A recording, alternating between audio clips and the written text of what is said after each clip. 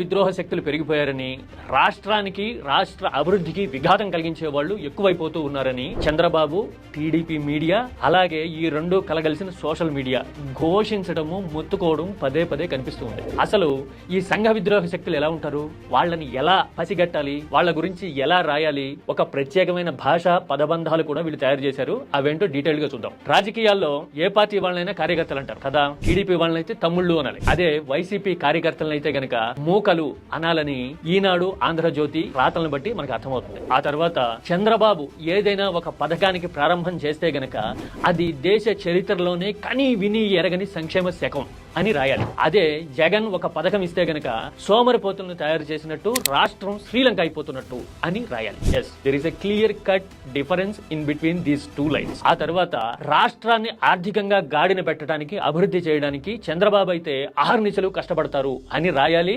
ఆ విషయాన్ని ఆయన కూడా చెప్తారు. అదే జగన్ ఉండగా అయితే గనక ఏ పథకాలు, ఏ విధానాలు అనే దాంతో సంబంధం లేకుండా జగన్ ప్యాలెస్ లో ఓన్లీ వీడియో గేమ్లు మాత్రమే ఆడతారు అని రాయాలి అనేది ఈనాడు, ఆంధ్రజ్యోతి పాలసీ. ఇక రాష్ట్రానికి సంబంధించి, ప్రభుత్వానికి సంబంధించి విధానాలను క్వశ్చన్ చేస్తే గనక ఎప్పుడు జగన్ అధికారంలో ఉన్నప్పుడు టీడీపీ, చంద్రబాబు నాయుడు రాష్ట్రం కోసం పోరాడుతున్నారు కాబట్టి జగన్ ని తప్పుబట్టారు, విమర్శించారు, క్వశ్చన్ చేశారు అనుకోవాలి. అదే చంద్రబాబు అధికారంలో ఉండగా వైసీపీ గాని జగన్ గాని క్వశ్చన్ చేస్తే గనక సంఘ విద్రోహులు అయిపోయినట్టు, రాష్ట్రానికి అభివృద్ధికి విఘాతం కలిగిస్తున్నట్టు, అసలు తాటవలు చేస్తా అని వార్నింగ్ ఇవ్వాలి. చంద్రబాబు అయినా ఇవ్వచ్చు, లేదంటే కనుక చంద్రబాబుకి అనుకూలంగా ఉన్న మీడియా అయినా ఇవ్వచ్చు. ఇది ఎవరైనా ఇవ్వచ్చు అనమాట. ఇది లేటెస్ట్ నిబంధన. ఆ తర్వాత శాంతి భద్రతల విషయంలో కూడా కొన్ని పాలసీలు క్లియర్ గా ఉన్నాయి. ఎన్ని ఎక్కువ కేసులుంటే అంత ప్రయారిటీ ఇస్తాము మేము అధికారంలోకి వచ్చిన తర్వాత అని ఒక నాయకుడు హోదాతో, స్థాయితో సంబంధం లేకుండా ప్రకటించాడు అనుకోండి, అది హీరోయిజం గా ఎలివేట్ చేయాలి. ఎప్పుడు టీడీపీ విపక్షంలో ఉన్నప్పుడు. అదే ఎవరినైనా పరామర్శించినా, రైతుల దగ్గరికి వెళ్ళినా వాళ్ళందరూ గీత దాటినట్టు,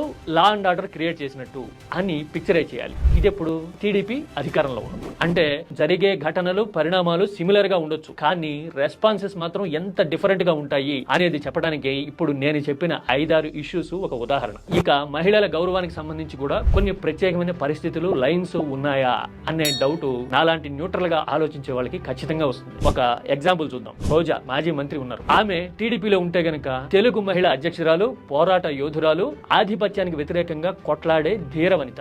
అదే రోజా గనక ఇప్పుడు పార్టీ మారితే ఆమెని ఎలా సంబోధించాలి అనే విషయంలో కూడా వీళ్ళ దగ్గర ఒక ప్రత్యేకమైన jargon ఉంటుంది. ఎమ్మెల్యే బండారు లాంటి వాళ్ళు ఆల్రెడీ గతంలో చెప్పారు, అవి ఉదాహరించి అంత సాహసం గానీ, ధైర్యం గానీ, అంతటి కల్చర్ గానీ నాకు లేవు అని నేను నేరుగా ఒప్పుకోగలుగుతాను. ఏమంటారు? పార్టీని బట్టి, పరిస్థితులను బట్టి, సిచ్యువేషన్ బట్టి, అంటే పొజిషన్ లో ఉన్నామా, అపోజిషన్ లో ఉన్నామా అనే దాన్ని బట్టి రూల్స్, నైతికత అన్ని మారిపోతాయా? నా డౌట్ ఇది.